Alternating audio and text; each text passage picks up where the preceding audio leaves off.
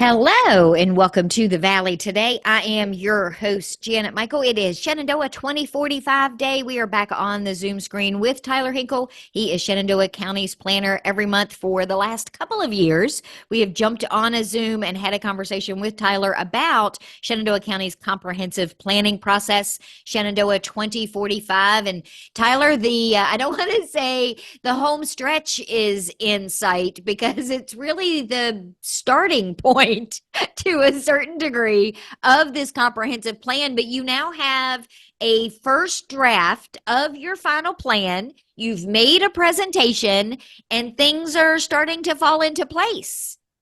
Yeah, no, that's right. We had a presentation on March 7th. So just 2 weeks ago from our recording.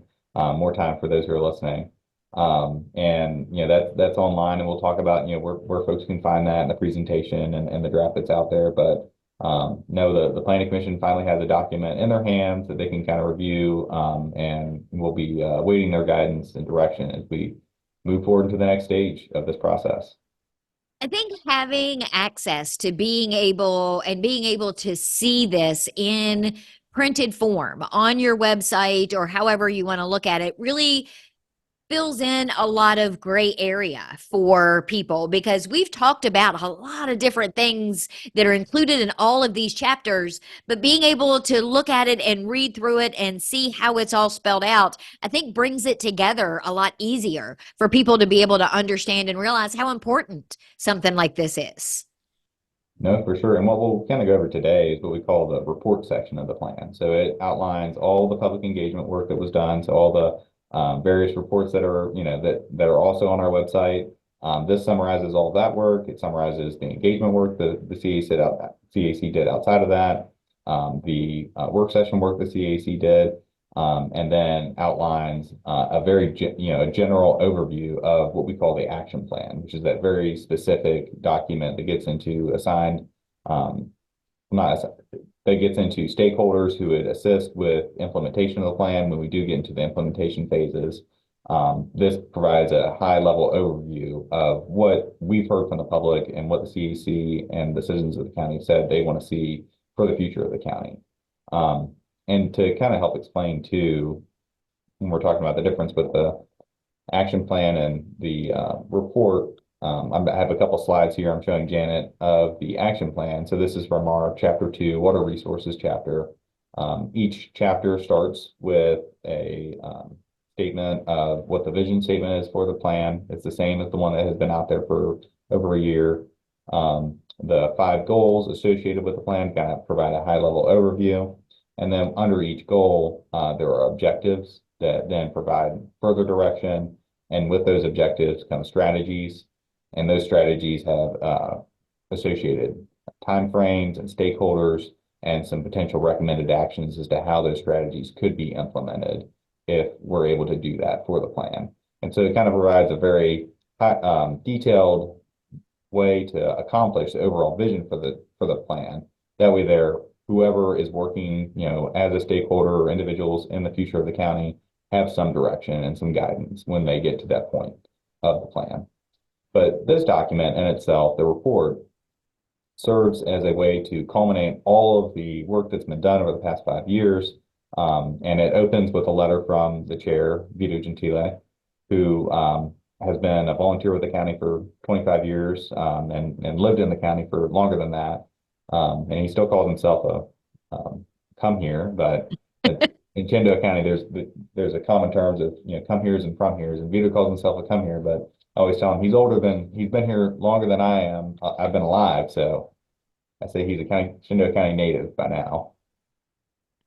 Um, the document also opens with, just your typical table of contents and executive summary for those who need a one page quick summary of what you're going to read in the document.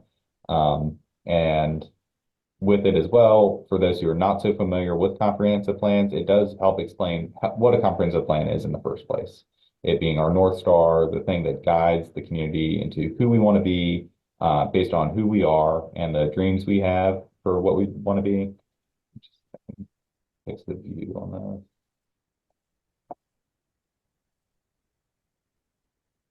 Just trying to make sure this isn't like, there we go, perfect. Okay.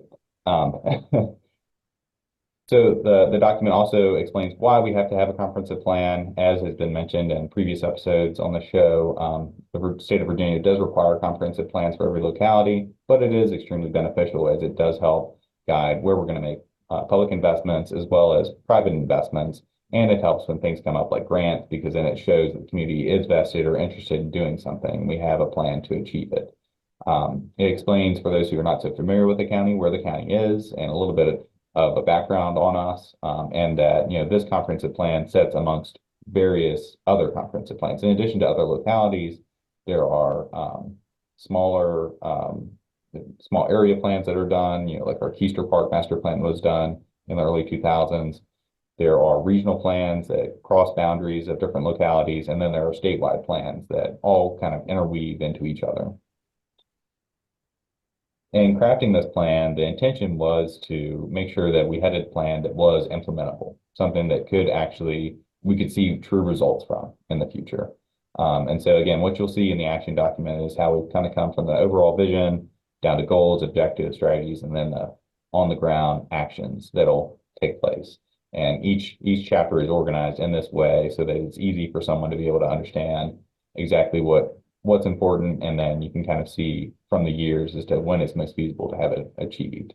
And the plans can be used from a variety of different people, be it elected officials, departments, agencies, developers and investors, community organizations, conservation organizations, and the public, all of which will be key partners in the implementation of the plan, but also we're heavily involved in the development of the plan itself through public engagement. There are slides, pages in here that you'll find that summarize the results of the community survey. I won't spend too much time on that because I know we did a whole episode on the survey that you can go and check out. But we engaged, a variety of different people from all over the county. And I think that really helped us with understanding where we want to be and where we want to go as a community.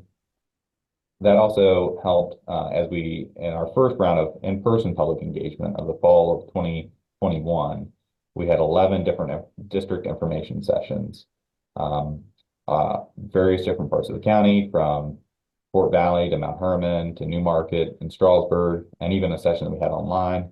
But we found that, the more traditional, I think, meetings where you set up, invite people to it, we weren't getting as many attendees as we hoped we could. So the next year we decided to go out to the public and meet them where they were. So we went to 5 different festivals in the county and then had a series of walking tours for a total of 14 different community collaboration events, where we met individuals at existing festivals or as they were walking about on their regular day and asked them what they thought about the community and how we could make things better. And then use those discussions to inform the first, what we call, I guess, the first draft of the plan, which was released last May. And then following its release, we went back out to the public to check in and say, did we get it right? Is there anything we're missing? Did we write this wrong? Did we interpret what you said wrong? And overall, what we heard from that public engagement was that we had captured the vision of the county, and they had given us some more guidance as to what implementation could and should look like. In addition to those 5 community events that we went to last year, we also had some sessions with some high school students, as well as some middle school students, just hearing from their thoughts as to what the future of the county would need to look like, what could look like. We also had a breakfast discussion with some business leaders at the Yellow Barn, which was found on various different news sources to help guide where new businesses and investment in the community could go and how that could work. We also had a series of different chapter-specific discussions with individual implementers and stakeholders, because we wanted to make sure the plan actually captured what was feasible and what actually could be done, so that we have a plan that, again, could be implementable and could be used in the community. So overall, we heard from over 2,500 people, directly heard from them, meaning that we, have comments that we received from those individuals, but then we've also engaged, thousands more through, including this show, being on the radio. We've had different TV interviews, newspaper interviews. We did a series of postcards. We, of course, had the survey that went out, and we nearly had 1,000 people engaged through that whole process. And so this whole process has been built on, the public and the residents driving what the future of the county could be. And we want that to continue to be the vision for the county as we move forward to the next phase and then finally into implementation of the plan. So based on that public feedback, what is the vision? So the vision, and I don't have to probably dig into too much because again, this is the same vision that has been out there since October of 2022, actually. So it's been out there for a while. So it's that we're going to be a responsible steward, a unique place to live, a great place to work, and a collaborative community, all while protecting the rural character and nature of the community and investing for the next generation with quality public services, a variety of different housing options, and appropriate businesses and industries. In addition to that vision statement, which was crafted by members of the Citizens Advisory Committee who are, appointed residents of the county, those residents also identified 5 major challenges, or sorry, those individuals also identified 10 major challenges that the county could face in the next 20 years, with the number one being accountability. So how do we make sure the plan is actually implemented? And we can kind of see through history how that can, impact the county and its function, because this isn't our first plan. This is the 4th plan the county would potentially adopt, with the first occurring in 1973, nearly 50 years ago, to this work that we're doing now. And there were a lot of ideas in that plan that wound up not being implemented. One of the major aspects was looking at the 12 villages in the county, which wound up being removed in the second comprehensive plan, which came in 1991, which specifically focused on growth in and around the towns and the new sanitary districts that were created. And then in 2005, another plan was written. Both the 1991 plan and the 2005 plan were written by groups and it heavily involved residents, like a Citizens Advisory Committee. But the Citizens Advisory Committee wasn't actually formed until after the 2005 plan was adopted. So what is the story of Shenandoah County? So it starts, of course, with how our landscapes were formed. So 2 million years ago, there were 2 million years of erosion of the Appalachian Mountains, which formed 370 million years ago. Route 11 is based on the Great Trail, which were developed by the first humans who arrived around 15,000 BCE. In the 17th and 18th century, European settlers built connected communities, attached dwellings, and multi-use structures. The communities were markets for the agricultural community, as well as the forestry activities that were occurring. The railroad connected places in the 1860s, and in the 1890s, the Dinky Line also enhanced the mining industry that was present in the county with places like Columbia Furnace, Liberty Furnace. But in 1907, the iron industry in the local area collapsed, and that kind of prodded, as well as some more national efforts that were going on, the formation of the national forest in the county. In the Depression era, we started to see some new industries appear, as well as during the post-World War II era, there were new industries that started to locate, apparel-based industries like Wrangler or I think a couple other different types of industries I'm sure you all are familiar with. And at that same time, we saw a major federal investment in the county with the construction of Interstate 81, which also opened the door for more individuals to move here, buy up what was farmland and develop it into residential uses. We saw the appearance of different residential communities such as Leisure Point and Bryce Resort circuit appear in the community. And then following that, we saw the community kind of come together to create that 1973 plan, and then the subdivision ordinance as well as the zoning ordinance to address the growing sprawl that was occurring in the county. We see that concern about sprawl continue in the early 2000s because following the 2005 plan, one of the first actions that was done was the community planning project, which sought to wrestle those issues of lots out in the rural areas. And that you'll find a chart in the document that shows the acreage of farmland in production compared to where houses are being built. And you can start to see that around 1980s, the late 1970s, the amount of houses in the county exceeds, starts to exceed the amount of acreage that is in agricultural production. And it far outweighs any other places where there are houses in the county and continues to get away from where we've said we want to specify growth, which is in our towns, and then looking back to our past, our villages and hamlets. So who is Shenandoah County? Shenandoah County has a rich background with its early settlers coming from places like Sandwich in the United Kingdom, which was where the founder of Mount Jackson was from. Strasbourg, France was where the founders of Strasbourg, Virginia were from. Orkney Springs is where the founder of Orkney Springs was from Zurich in Switzerland.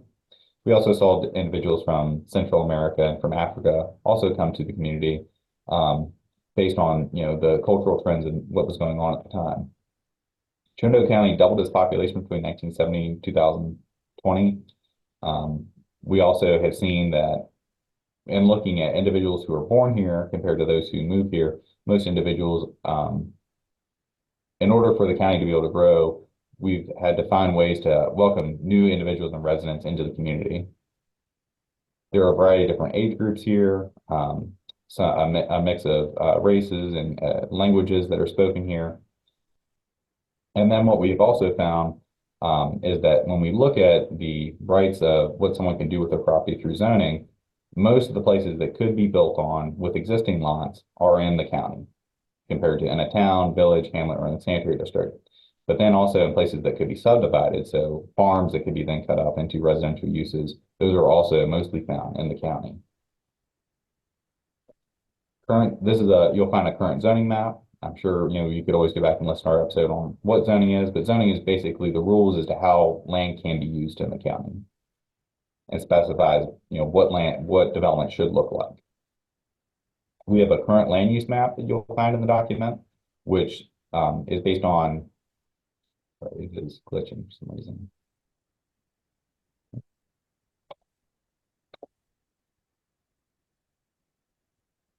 I don't know what's happening. We have a current land use map that you'll find in the document, which is based on satellite imagery.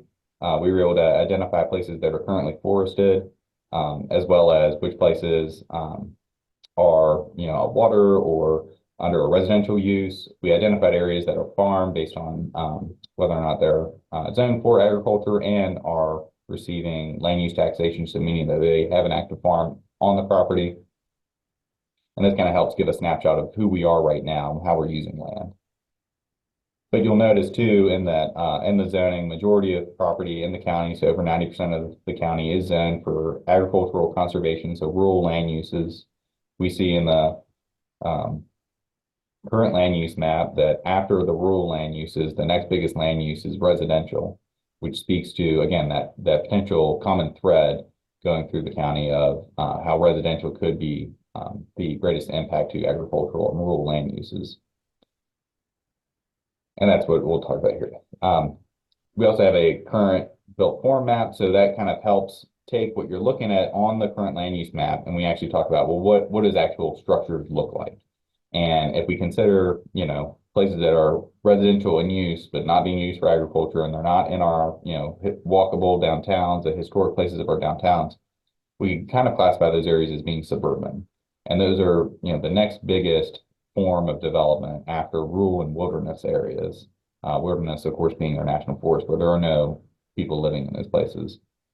And what that kind of gets to, again, is that there is a common thread that has gone through the county's history since 1973 of development occurring outside of the towns, villages, and hamlets.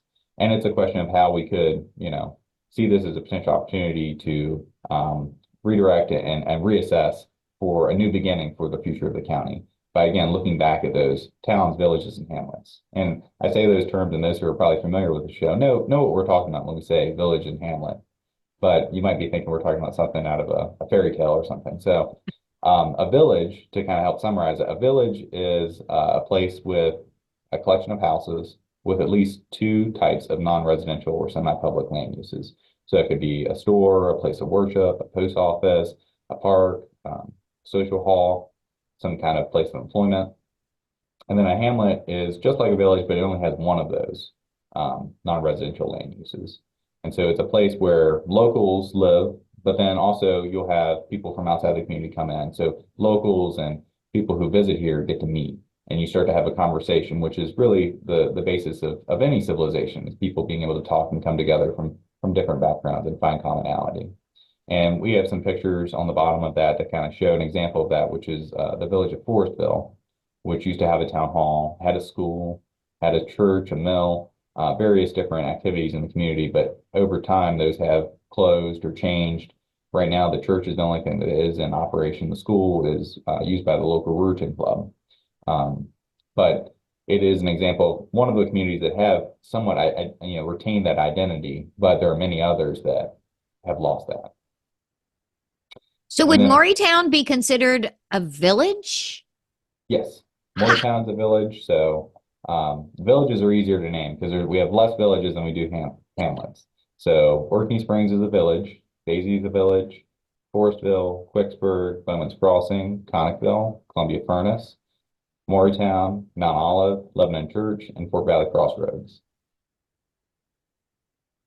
I wouldn't have been able to name half of those, but I recognize all of them. Yeah, the little places that you probably drive through super quick when you're going through the county.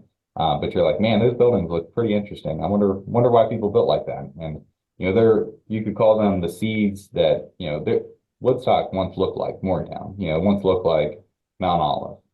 And over time, it grew to be what it is. Downtown Woodstock grew to be what it is. And so these are the seeds of communities that didn't really grow into what the towns wound up becoming.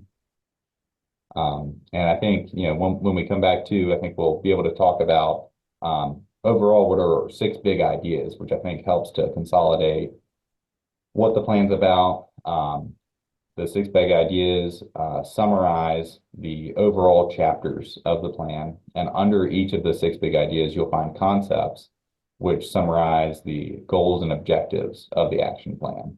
And then the proposals, which help summarize the strategies and actions that you'll find in the larger action plan. I love the color code in the report, but it needs more orange. But we'll talk about that during the break. There you go. So we're going to take a quick break. When we come back, we're going to jump into what those 6 big ideas are in Shenandoah County's 2045 comprehensive plan. Tyler Hinkle is with us on the screen. He is Shenandoah County's planner. We're going to learn more when we come back in just a couple of minutes. Don't let a cringy DJ ruin your wedding day. Celebrate confidently instead with Summit Events Co., the premier entertainment company in the Shenandoah Valley. Summit Events is serving 200 couples a year with 5-star reviewed DJs, photo booths, 360 booths, live music, and more. You can celebrate confidently with Ben Savory, Summit Events founder and chief party officer, who was just named the Top of Virginia Entrepreneur of the Year. Don't risk your wedding. Book a professional at summiteventsco.com. That's summiteventsco.com and on Instagram at Summit Events Co.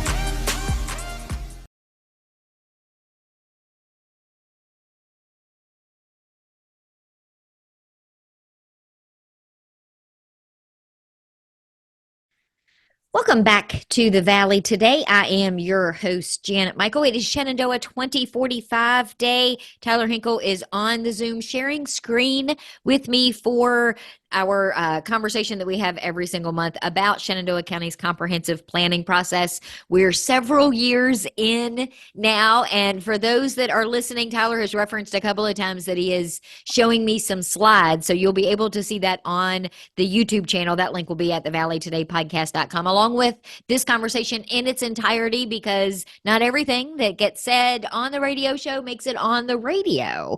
All of it, however, does make it into the podcast. And Tyler, we were talking a little bit during the break and you were scrolling through some of these pages. You've got a lot of really cool maps in this report that really give people a sense of not only where things are, but what things could look like in the future. No, thank you. And that's, what we hope is that folks could, after listening to the show, they can go online and pull up the report and start to see what we're talking about. Because sometimes it's easier to see it than have me describe a picture to you. And we're going to quickly go over just four important maps I think that'll help with guiding the future of the county.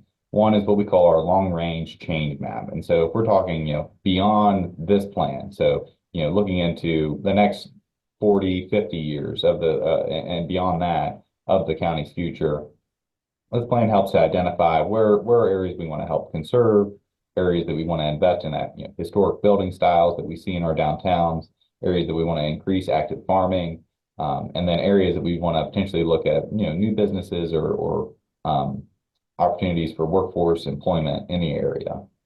And that kind of helps us guide what we call, it's called a transfer development rights map. And that it's a little bit easier to understand. And what this shows is what are the areas we want to protect, and then what are the areas we want to direct growth to. And transfer development rights would allow, let's say, if you're a farmer who has, 100 potential houses who could go on your farm, you could sell those development rights and then send them to somewhere that, we would want to see that development occur in, Woodstock or Charlesburg, some community where the development would be more in line with the comprehensive plan. And then you would be compensated through, conservation easement, which we've talked about in the past shows. I got a ton of feedback, by the way. I got a ton of feedback on the show that we did last month about conservation easements. So many people thought they were something entirely different, and they were so excited that they learned that it wasn't what they thought that they were, and were really happy that we were able to teach them something last month. So good job choosing EC to be our guest last month. That's great. Yeah, we're lucky to work with EC. EC is a lifesaver for us in working on projects, and anyone who's interested in saving their farm, more than happy to help work with you. Our future land use map is a more, I'd say, more within all of our lifetimes that we'll likely see for the future of the county. So within the next 20 years, this is what we've identified with the CAC and through public engagement as to what land could be used for in the county. And that's based on the strategic economic development plan that our Tourism Economic Development Office worked on back in 2019, as well as looking at, again, those villages, hamlets, and our towns as places as to where we might be able to grow and further invest in the places where people already live. Our future built form map is supposed to be, kind of the reverse of what you'd seen earlier of our current built form map, and shows how we're going to be able to transition from, potentially suburban areas in the county to more areas that look like and feel like the historic charm of our downtowns, places that you want to stop and spend more time in. And have a variety of different options to go out to eat, or options for how you could live or spend time in those areas. But that future won't happen overnight. It's going to take years upon years to grow and change into the county that we all want to be. And so we kind of give an example here as a snapshot for someone to go through of the village of Mount Clifton, which is 4 miles west of Mount Jackson, and it shows how we'd first identify, ways that we could make investment, what would be the avenues of doing that, working with community members and to identify what needs they have, making those investments like sidewalks or assisting with finding out what the best ways to deal with the water sewer issues in the community, or code changes that could help the individuals with being able to better use their land. And then, implementing programs. And then as the private individuals start to see the public investment, public attention paid, it's very likely, as we've seen with many other communities, that they will also choose to spend a lot of time and attention and invest in their properties as well to help revitalize and give those places a second life. And in the plan too, you'll see a comprehensive timeline, which is associated with the action plan document, which breaks it into 5-year periods of study and reform for the first 5, then upgrade and enhance, invest and expand, reassess and reinforce in the 2040 to 2045 period, because we'll be nearing the end of this document and working towards the next document at that time. But then also setting some, goals and expectations for a longer period. So to the year 2072, which will be our 300th anniversary of the county. So, who will we want to be at 300 years old, and then looking towards, who will be after that. And I'm just going to give a quick overview of just what these 6 big ideas are, what they mean, the concepts, proposals, and I'm sure Janet and I'll have plenty of time to kind of discuss and hash some of them out. But the first is that water is life. It's one thing that we heard throughout all of our public engagement, that if we can't address the issue of water, and I think the chair of the Planning Commission said it best. He said, you could lose a lot of things in life. You could lose the ability to afford to be able to drive around. You could lose the ability to have access to a variety of different types of food or travel or anything. But the one thing you can never lose or go without is water.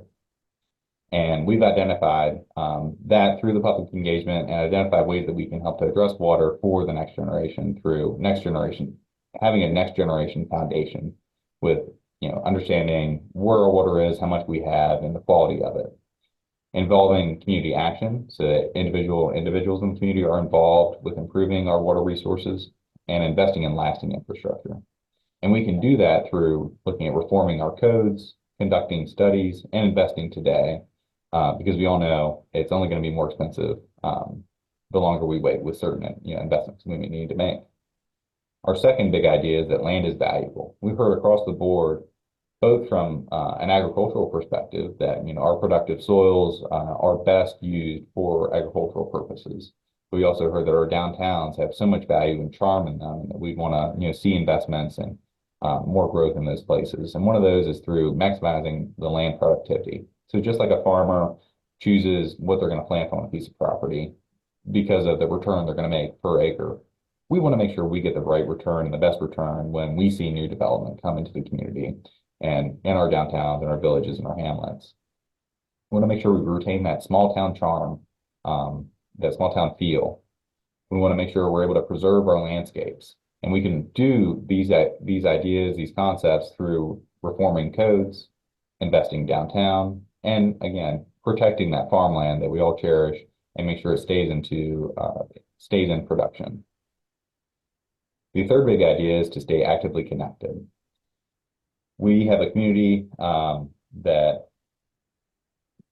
our community has identified that they want to be able to live and work within the community, having a variety of options of how they get around. And we've identified ways to do this by having a personal freedom as to how you can choose to move around, be it if you want to drive or walk or take a bike or however you want to move, there's going to be options for you. We're going to have a culture of physical activity so that, it's easier for you to be able to, incorporate ways to be active and get outside and do things in your just regular everyday life. We're going to have community connectivity through different events and ways to bring people together and make sure there's always that sense of community. And we can do this through reforming our codes, enhancing connections and spaces, and making sure we continue to have great community programming like our Parks and Recreation staff provide for the county. The fourth big idea is quality education. We want to make sure we have education that sets the next generation up for success because they'll be the ones who will be leading the effort with the next plan and the plan after that. And we can do this through having an evolving education infrastructure, having community opportunities, workforce readiness, and we can make those things happen through having quality infrastructure that will last and be responsive for the future of the county, investing in early childhood development, and bridging that education and workforce gap so to make sure that individuals who are in the workforce still have access to educational opportunities and those who are in school are prepared when they do enter the workforce. We want to have dependable services. That is the fifth big idea is that we want to have dependable services. And we have identified ways to do that through having an integrated service delivery system. So we want to make sure that everybody who's working together have systems that speak with each other to maximize the efficiency of how they work. We want to make sure we have access to health, safety, and security in the county because maintaining robust public safety measures is foundational to our well-being. We want to have dependable infrastructure, so whenever you do want to make a phone call or you need someone to help respond to an emergency, there's someone there on the other line there to respond to you. And we can do that through updating our county systems, reducing healthcare barriers, and having future infrastructure that will set us up for success. And the last big idea is that the past inspires the future. We're a county that is rich in so much history and ideas, but we also understand that the history is important for us to understand the present and where we're going to go. And we want to make sure that we study first and act next when big decisions come up in the county. We want to have as much information as we can when we make decisions, but also on the small level, we want to make sure we have data-driven decisions in how we invest and choose to guide the future of the county. And then we also want to be inspired because our county's history isn't just stories from the past, it's a guide for who we were and who we can be.